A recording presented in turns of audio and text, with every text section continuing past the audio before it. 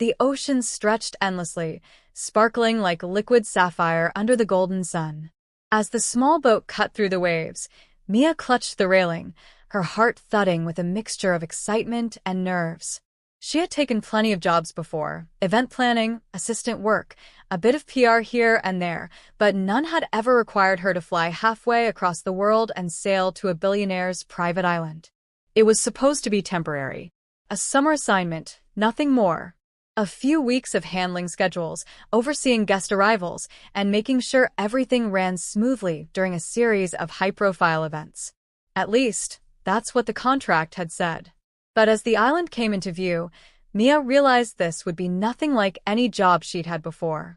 The place was unreal, like a fantasy pulled straight out of glossy travel magazines. White sand beaches curled around turquoise water. Palms swayed in the salty breeze. High on a cliff, a sprawling villa overlooked the sea, its white walls gleaming in the sunlight, windows glinting like secrets waiting to be discovered. Her pulse quickened. This is where I'll be working?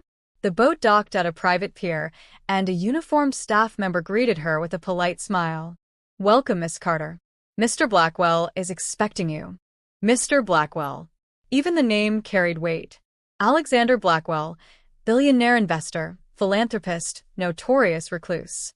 She'd read articles about him. Ruthless in business, magnetic in presence, heartbreakingly handsome, though rarely seen in public anymore. Rumors swirled about his past, scandals, tragedies, secrets, but none of them had ever been confirmed. Mia adjusted her sundress and followed the staff member up a winding path shaded by lush greenery. Her sandals crunched softly against the stone steps. The air smelled of sea salt and jasmine, heady and intoxicating. And then she saw him. Alexander Blackwell stood on the villa's terrace, one hand tucked casually into his pocket, the other resting on the sleek railing. He was taller than she expected, broad-shouldered, his crisp white shirt open at the collar, sleeves rolled back just enough to reveal strong forearms. The sun kissed his tan skin, and the faintest breeze ruffled his dark hair. Even from a distance, Mia felt the force of his presence. When his gaze shifted to hers, her breath caught. His eyes, stormy gray, sharp and unreadable, seemed to pierce straight through her, as if he could see every hidden thought, every secret she carried. Miss Carter, he said, his voice deep, smooth, commanding. Welcome to my island. The staff member excused himself, leaving them alone. For a long moment, the only sounds were the ocean crashing below and the distant call of seabirds. Mia forced herself to smile, though her pulse raced. Thank you for having me, Mr. Blackwell. The island is breathtaking. His lips curved into the faintest of smirks, but his eyes never softened. It has its charms, though I find beauty is best appreciated in silence. Something about the way he said it, low, deliberate, almost intimate, sent a shiver down her spine. She tucked a strand of hair behind her ear, unsure if she should speak again or let the silence linger. Then, unexpectedly, his gaze dropped, sweeping over her figure before returning to her eyes. It was subtle, controlled, but undeniable. Heat pooled low in her stomach. Follow me, he said simply, turning toward the glass doors that led into the villa. She obeyed, her sandals clicking softly on the polished marble floors as they entered. The interior was as magnificent as the exterior. High ceilings, modern art on the walls, soft leather furnishings in shades of cream and sand.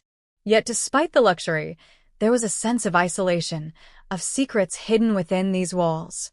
Alexander walked with a quiet confidence, his presence filling the space. You'll find the staff efficient, though I prefer my privacy. Your duties will involve ensuring events run smoothly and handling certain personal arrangements. Personal arrangements? She asked before she could stop herself. He glanced at her, one eyebrow raised. Discretion is important, Miss Carter. I trust you understand. She swallowed, nodding. Of course. But as he turned away, Mia felt something flicker between them, a spark, faint but undeniable, like dry tinder waiting for a single flame. The days passed in a rhythm that was both intoxicating and unnerving. From the moment Mia stepped into the villa, she felt Alexander Blackwell's presence everywhere, not just in the marble halls or the luxurious suites, but in the air itself. He wasn't a man who needed to raise his voice or demand attention. His authority was quiet, effortless. Even when he wasn't in the room, Mia found herself aware of him, anticipating the sound of his footsteps, the deep timbre of his voice, the way his eyes seemed to hold 1,000 unspoken words. Her duties kept her busy, coordinating guest arrivals, reviewing menus, ensuring the evening receptions went smoothly, but Alexander was never far. Sometimes he appeared unexpectedly, watching her with that inscrutable expression, as though studying her, testing her. One afternoon, she found herself in the villa's library, arranging event folders when his reflection appeared in the glass of the window beside her. "You're thorough," he remarked, his voice close enough to make her shiver. She turned, startled. "It's my job." His lips curved, faint but knowing. "And do you always do your job so passionately?" The way he said the words sent a wave of heat through her. She forced herself to steady her voice. "I believe in doing things properly." He stepped closer, his presence overwhelming, the faint scent of his cologne, cedar, spice, and something darker, curling around her. His gaze lingered on her mouth for a heartbeat too long before he looked away, as if reining himself back. "You'll find," he said quietly, "that not everything on this island is as it seems."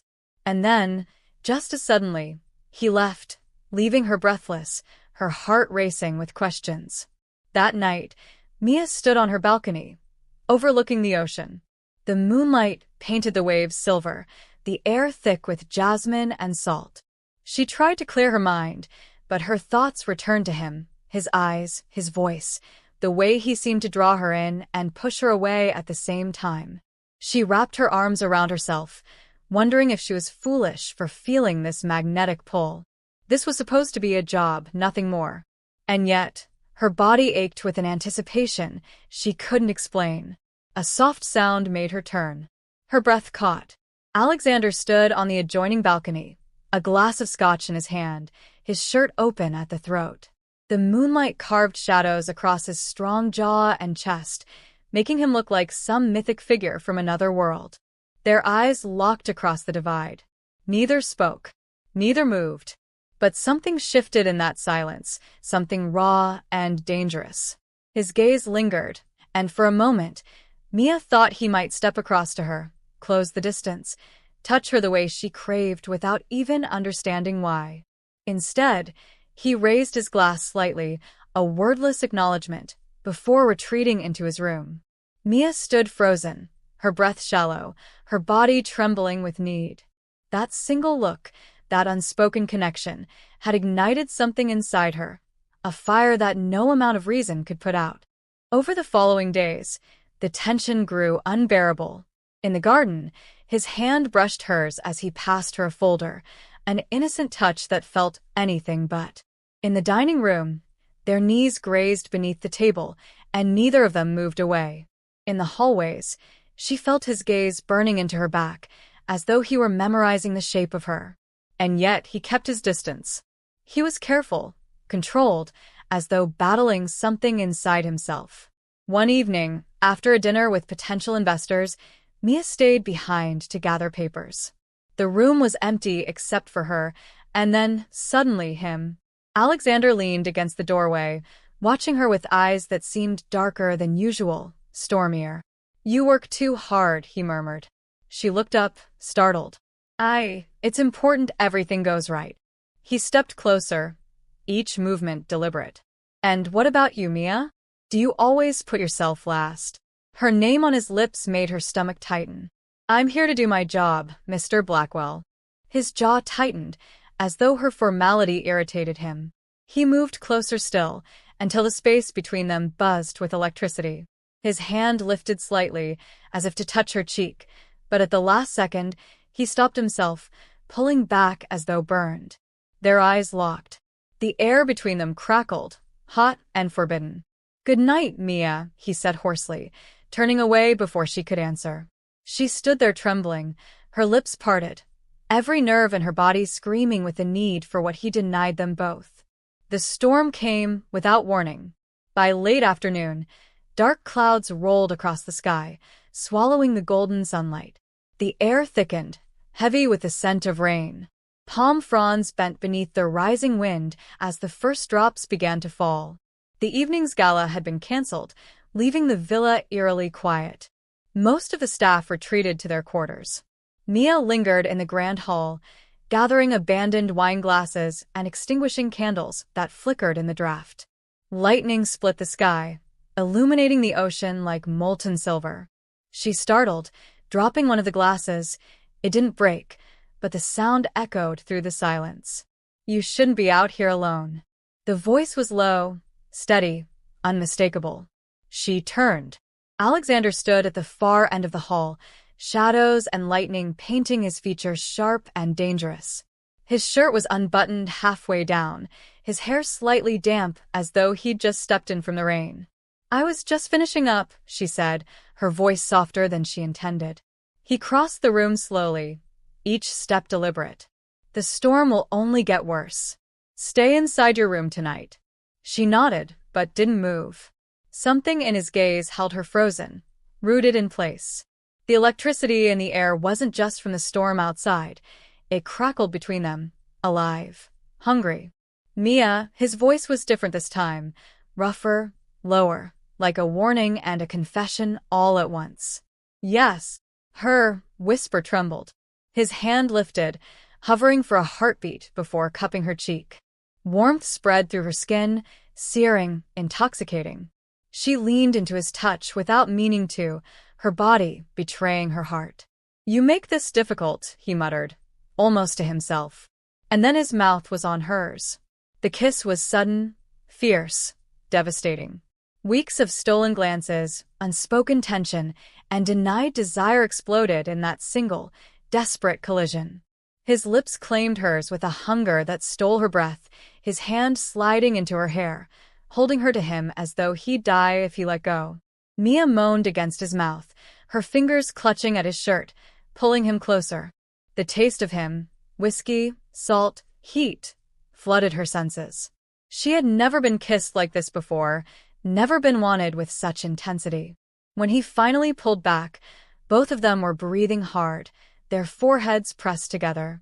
"This is wrong," Alexander said, though his hand trailed down her arm, his thumb brushing her wrist with unbearable tenderness. "I know," she whispered, her lips still trembling, her body aching for more. "But I don't care." He growled low in his throat, pulling her against him again, their mouths colliding in a kiss that was even deeper, hotter, more consuming. His hands roamed her back, her waist, her hips, as though memorizing every inch of her. The storm raged outside, but neither of them noticed. Lightning lit up the villa, thunder shook the windows, and still they kissed, tangled in a fever that had been simmering too long. Finally, with a ragged breath, Alexander broke away, though his hands still held her. His eyes, stormy gray, burning now with barely restrained desire, searched hers. "If I take you, Mia, there will be no going back." Her heart pounded, her body trembling with need. She lifted her chin, meeting his gaze with a courage she didn't know she had. "Then don't stop." For a moment, his control wavered visibly, his jaw tight, his chest rising and falling with heavy breaths. And then, with a groan of surrender, he swept her into his arms, carrying her through the flickering shadows of the stormlit villa toward the grand staircase. Mia clung to him, her body alive with anticipation, her pulse racing. Every step they took felt like crossing a line she could never uncross. But she didn't want to. She had never wanted anything more. As they reached the top of the stairs, thunder cracked again, drowning out the sound of her moan as his lips claimed hers once more. The storm outside howled like a wild thing, rattling the windows, making the villa feel like a world cut off from reality. But inside Alexander's private suite, the only storm Mia felt was the one between them. He set her down gently, though his body trembled with restraint. The room was vast, floor-to-ceiling windows opening onto the balcony, silk curtains whipping in the wind, shadows dancing with every flash of lightning. A fire roared in the stone hearth, casting golden light across the space. Mia's breath came fast as he stood before her, eyes dark, chest rising and falling with hunger he could no longer hide. "You don't know what you're doing," he said, though his hand brushed along her jaw with aching tenderness. "Yes, I do," she whispered, stepping closer until her body touched his. "I want this. I want you." That was all it took to shatter the last of his control. With a guttural sound, he pulled her against him, his mouth crushing hers in a kiss that was all heat and fire. His hand slid down her back, gripping her waist, pulling her tighter as if he couldn't get enough. She gasped against his lips, clutching his shirt, desperate, burning. Their bodies pressed together, the kiss deepening until she thought she'd drown in it. His lips traced down her neck, tasting her skin, each touch sending waves of heat through her. "Alexander," her voice was breathless, pleading. Her name on his lips was a growl as he lifted her, laying her across the wide bed draped in silk. He hovered above her, his stormy eyes locked on hers. For a moment, time seemed to stop, the world reduced to just the two of them, the billionaire with secrets and the woman who had dared to touch the fire. And then, with a sound of surrender, he claimed her. The kisses turned deeper, slower, then urgent again, their mouths learning each other in a rhythm of hunger and tenderness. His hands roamed her body with reverence and heat, exploring curves, memorizing every inch. Her own fingers traced the muscles beneath his shirt, the hard lines of his chest, the strength he carried in every breath. Clothes became barriers neither of them wanted. Buttons slipped, fabric fell, skin met skin. Every touch burned, every brush of fingers against bare flesh sent shockwaves of pleasure racing through her. When he finally pulled back enough to look at her, she felt stripped bare, not just of clothing, but of every defense she had ever carried. "You're dangerous," he murmured, his thumb stroking her cheek. "You'll ruin me." Her lips curved, breathless. "Then let me." With a low groan, he lowered himself again, and the world dissolved. The night became a blur of passion and whispers, gasps and moans, bodies moving together with desperate need. The storm outside crashed and raged, but inside, the fire between them burned hotter, fiercer. Every kiss deepened the bond.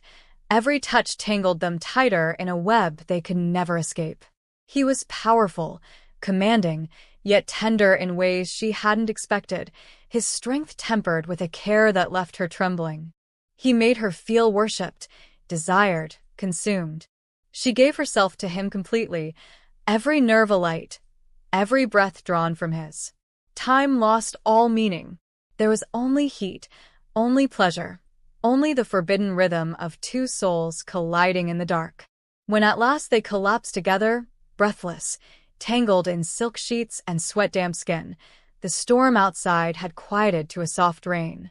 Alexander brushed his lips across her temple, his arms still wrapped tightly around her as though he couldn't let go.